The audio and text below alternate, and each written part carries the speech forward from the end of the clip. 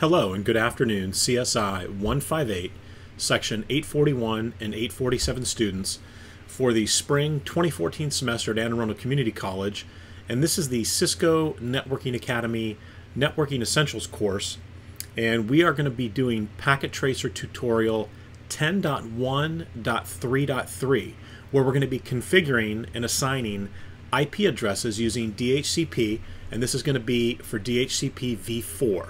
There will be no v6 work in this PacketTracer activity. So as you can see, we have our addressing table. We also have our objectives to configure a router as a DHCP server. That's going to be router 2. Configure DHCP relay, and that's going to be on routers 1 and 3.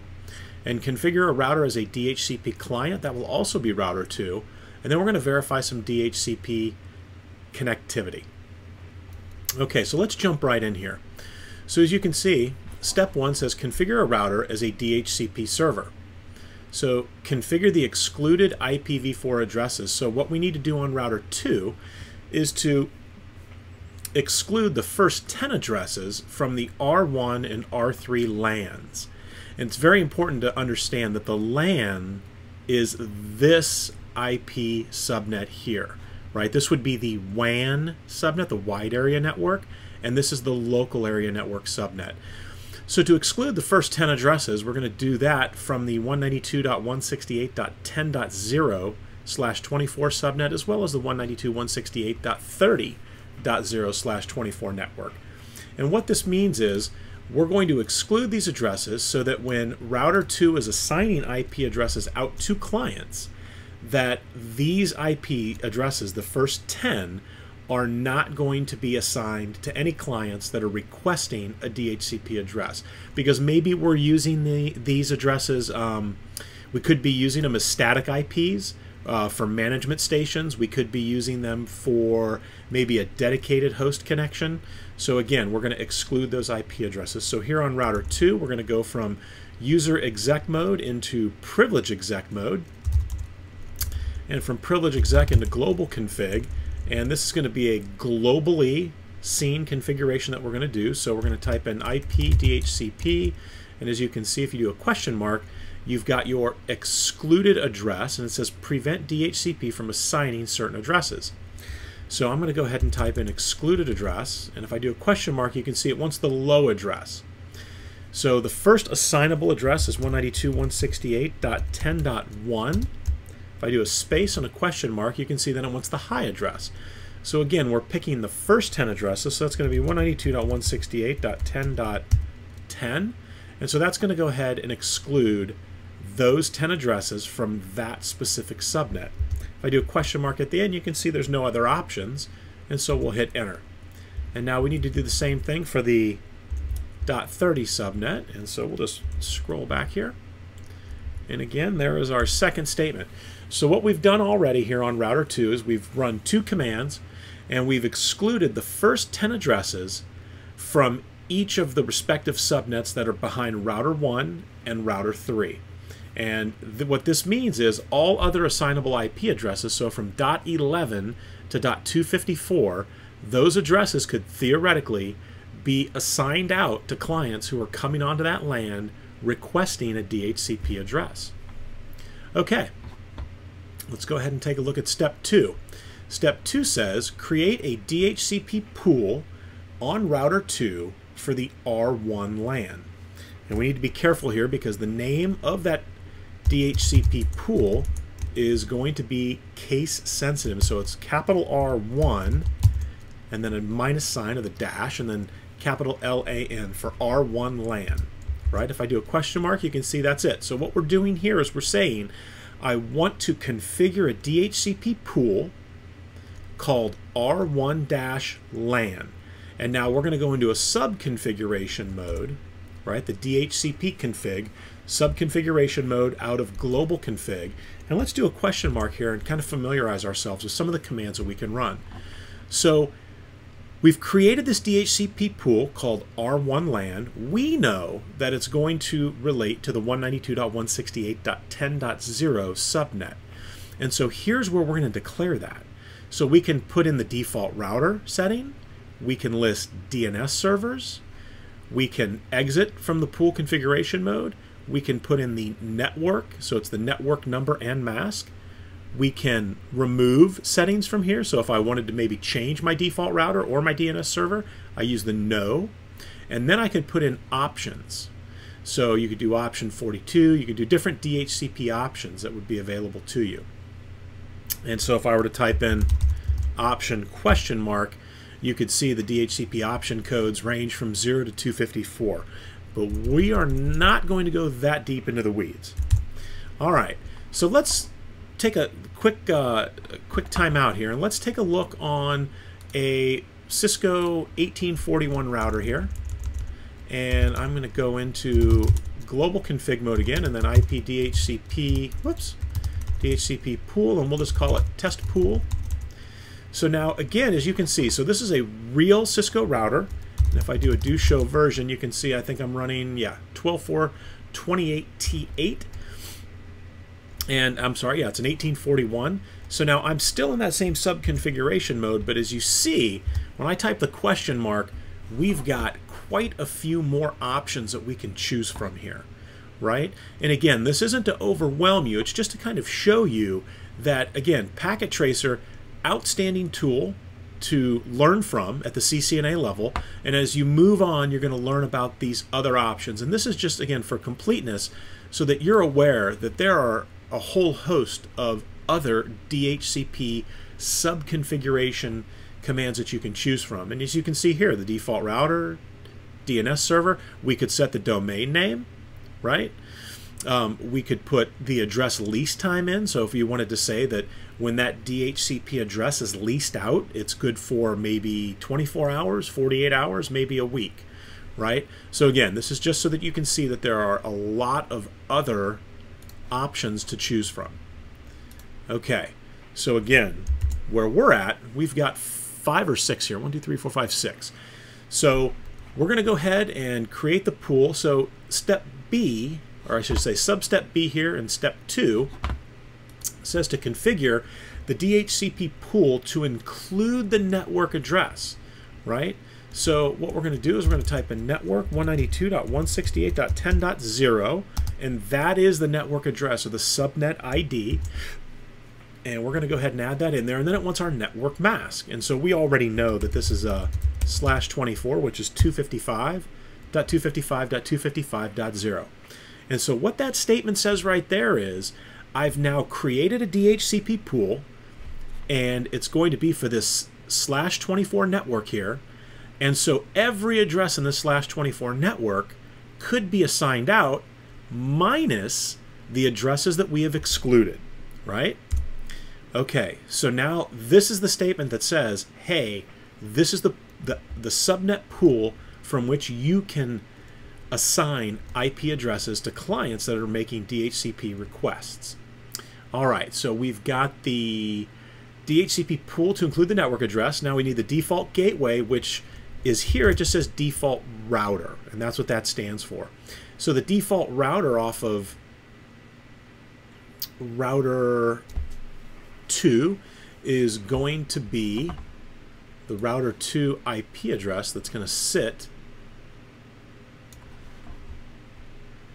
right here, right? So that'll be the default gateway. So hosts that receive an IP address here from the R2 server, their default gateway is going to be that interface on router 2. And so we know that that is, and if we do a do show IP interface brief, right, we can see that it's the link between these two guys here, and I can actually bolster that with a show CDP neighbor. Oh, do show CDP neighbor, right? And you can see that router 2's connection to router 1 is over serial 000, and so 10.1.1.2 is my address on the serial 000 interface, right? And so that's going to be our default gateway or our default router address. So 10.1.1.2. And as you can see, there are no other options. Okay, and it says, and the IP address of the DNS server. And from the address table, if you remember, we'll do DNS server, and that's 192.168.20.254. Okay, so we've completed the setting for the DHCP pool on R2 for the R1 LAN. But we've got a little more work to do. So on R2, we also want to configure a DHCP pool on R2 for the R3 LAN. And so we'll do IP DHCP pool, and we're going to call this guy R3 LAN. And so again, you'll have individual pools for each subnet of addresses that you would like to use. So we'll hit enter, and again we go into the DHCP sub configuration mode, and now we have the same 6 choices here: default router, DNS server, we can exit, network, no, and option. All right, so we want to configure the pool to include the network address. So for R3, it's 192, oops, I apologize. It's going to be network 192.168.30.0. Again, we're including that network address. And we're going to say it's 255.255.255.0, right? And we also want to put the default gateway address in there. And so we're going to go ahead and do default router. And actually, before we do that, let's take a quick look. So if I do a show CDP, do show CDP neighbor, router 3, right? The local interface for me is serial 001. So let me do a do show IP interface brief. Whoops, little typo there. All right, so serial 001. So that interface is 10.2.2.2, right? On my router, on router 2. So that's going to be the default gateway address for traffic to get to router 2 once it hits the R3 router. All right, so I'm going to go ahead and put default router 10.2.2.2. And then again, it needs the DNS server as well. So we'll do DNS server, and it's 192.168.20.254. Okay, so I think that at this point, let's take a quick look here. So we've done step 2, we've done step 3, so I think we're done. So let's go ahead and save our configuration.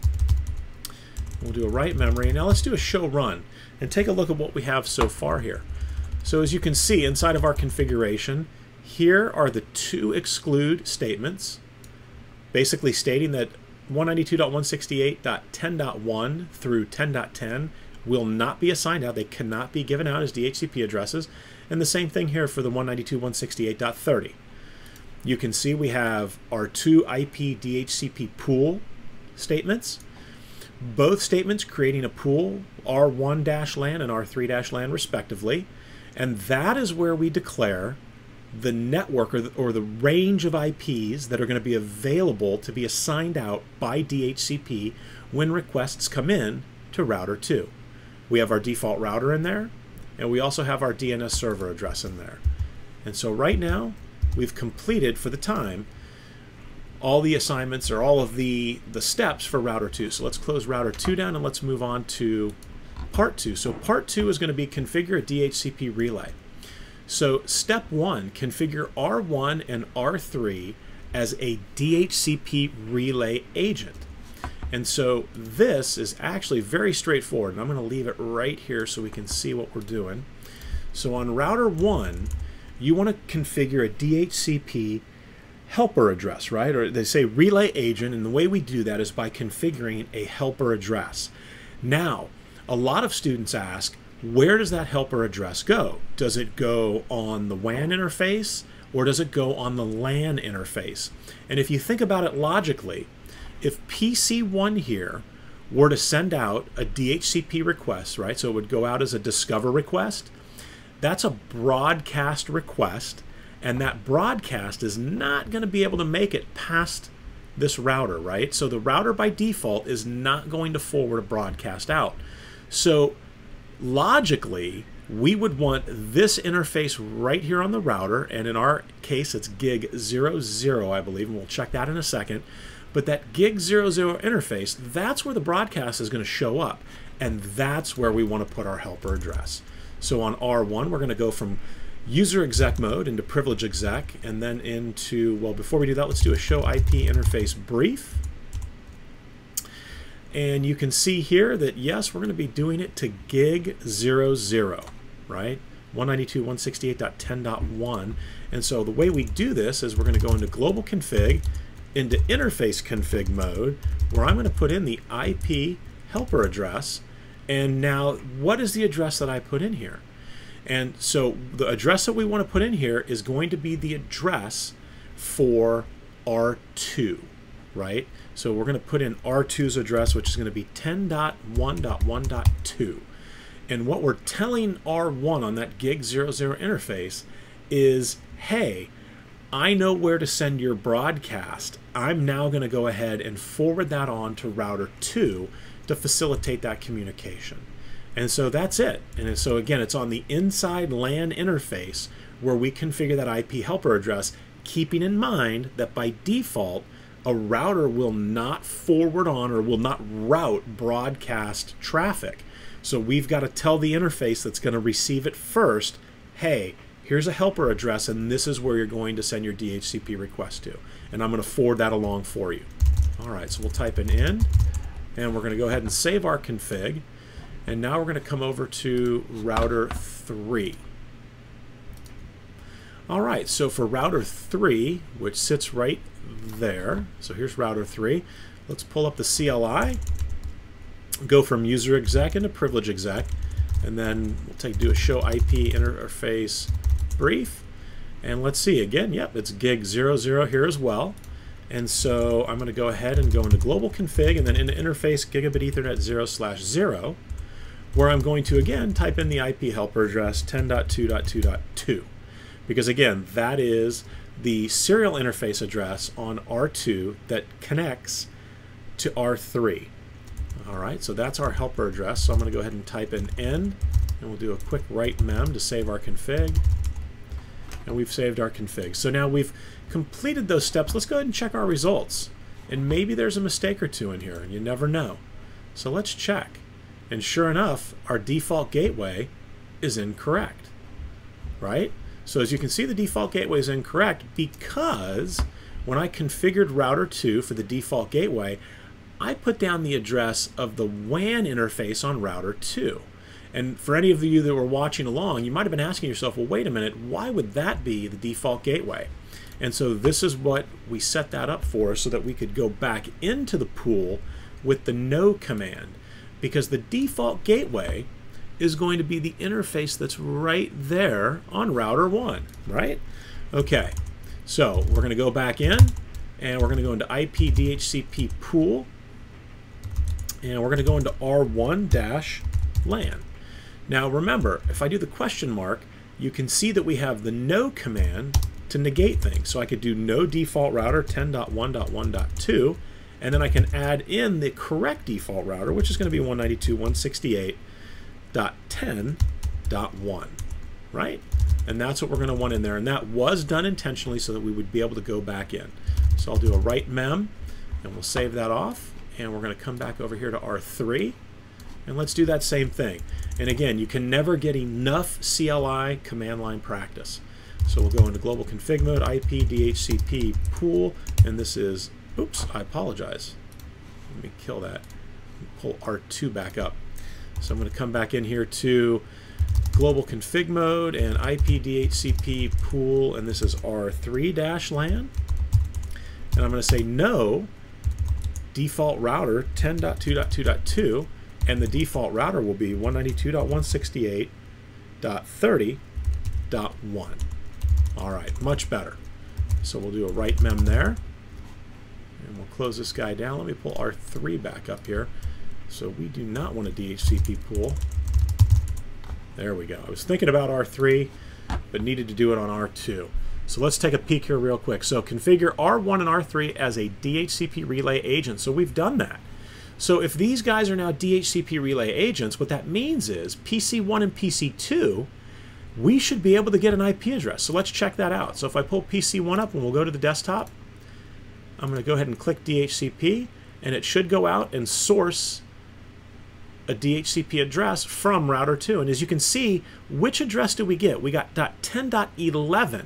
And the reason we got .10.11 is because we excluded .10.1 to .10.10. So this is the first available IP address, and that is an address that we've been assigned. So I'll close that down, and let's pull up PC2. We'll come here to the configuration. You can see we have no IP address information here. I type I choose the DHCP radio button, and as you can see again, we get the .11 address, which was that first available address outside the range, 192.168.30.1 through .10. I've got my DNS server address here, and as you can see, we also have our default gateway address. So now let's check and see. Can I ping? Let's try to ping 192.168.10.11.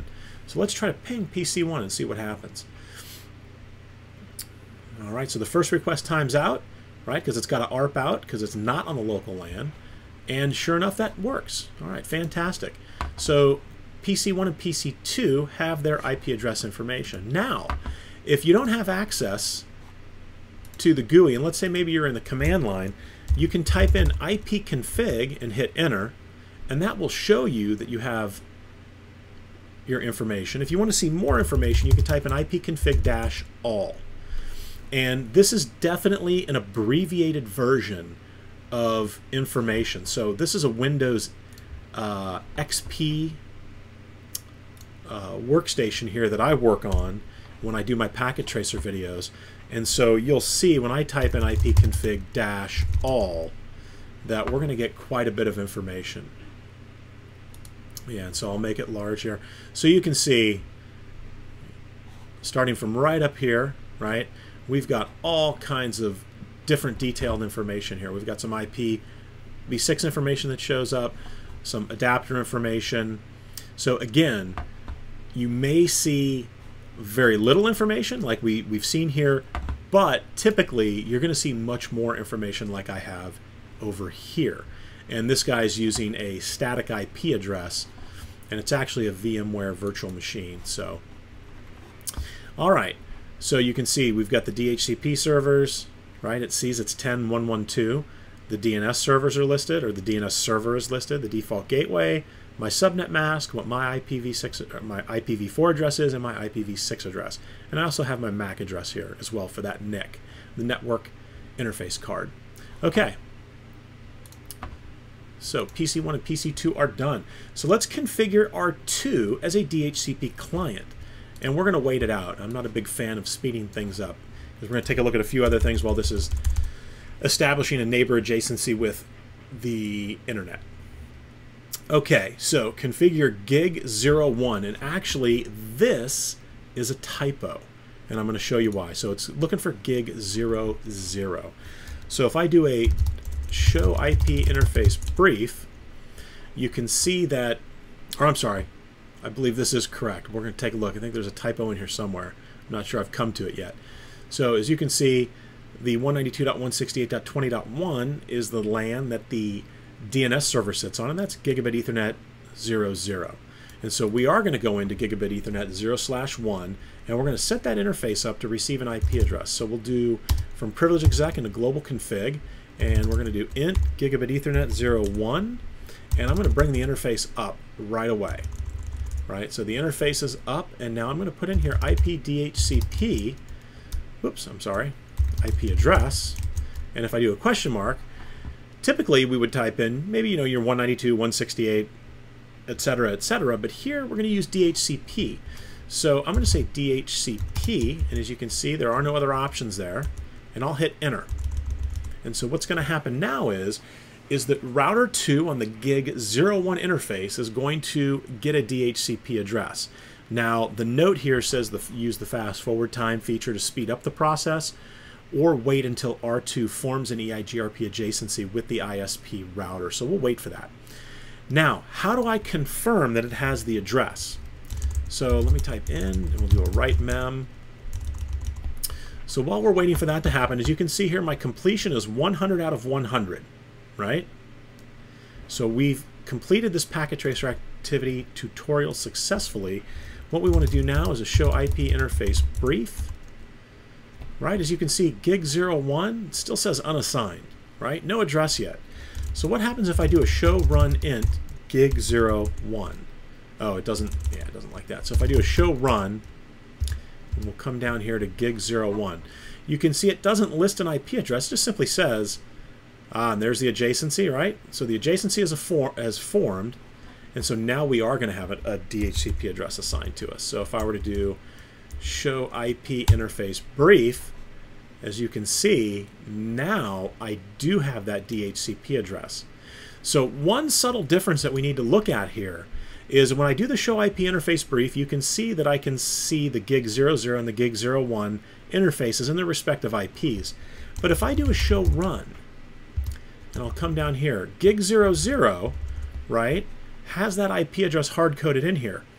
Gig 01 won't show you the IP address. It simply tells you that I'm getting my IP via DHCP, right? So in order to see what the IP address is on that interface, that's where you want to do the show IP interface brief. And then we can see what IP address that interface has been assigned. Okay, so one last command, and they show it over here to the right. So if I do a show IP DHCP binding, you can see which addresses this server has given out. So here I've given out 192.168.10.11, right? Lease expiration, there was no option there. We saw that here, right? On the real router, we saw that there is a lease option, right? Address lease time. However, when assigning the addresses here, we were unable to put in a lease in that sub-configuration mode. And then the type is simply automatic, right? And so there's the MAC address that's burned in on the network interface card on PC1, and here is the MAC address that's burned into the network interface card on PC2, which is right there. All right, so that is how to configure DHCP v4. We did the configuration on a router. We even went so far as to configure the gig 01 interface to itself go out and get a DHCP address. So not only can you have your routers serve as DHCP servers, in some instances they might also be clients. Okay, I hope this tutorial helped you understand DHCP a little bit better and some of the configuration options that are available. Again, this has been PacketTracer Activity 10.1.3.3 for the spring 2014 semester at Anne Arundel Community College. All right, best of luck and see you this week.